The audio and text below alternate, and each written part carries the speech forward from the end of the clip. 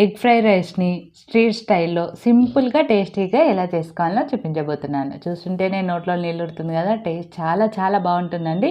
ఇది చేయడం చాలా సింపుల్ ప్రాసెస్. ఎవరైనా ఈజీగా చేసేసుకోవచ్చు. దీనికోసం స్టవ్ వెలిగించుకొని ఒక కడాయి పెట్టుకొని, అందులో కొద్దిగా ఆయిల్, 3 ఎగ్స్‌ని వేసుకొని, దాంట్లోకి మిరియాల పొడి, కొద్దిగా సాల్ట్‌ని వేసుకొని ఎగ్‌ని ఫ్రై చేసుకోండి. ఇప్పుడు దీన్ని ఒక ప్లేట్‌లోకి తీసుకోండి. అందులోకి కొద్దిగా ఆయిలు, కట్ చేసుకున్న వెల్లుల్లి ముక్కలు, అల్లం ముక్కలు, కొద్దిగా పచ్చిమిర్చి ముక్కలు కూడా వేసుకొని ఫ్రై చేసుకోండి. ఇప్పుడు అందులోకి ఒక ఉల్లిగడ్డని కట్ చేసుకొని వేసుకొని, ఎక్కువగా ఫ్రై అవ్వాల్సిన అవసరం లేదు. ఉల్లిగడ్డ లైట్‌గా ఫ్రై చేసుకోవాలి. అలాగే ఇందులోకి క్యారెట్, బీన్స్ ముక్కలు కూడా వేసుకొని, దీన్ని కూడా లైట్‌గా ఫ్రై చేసుకోండి.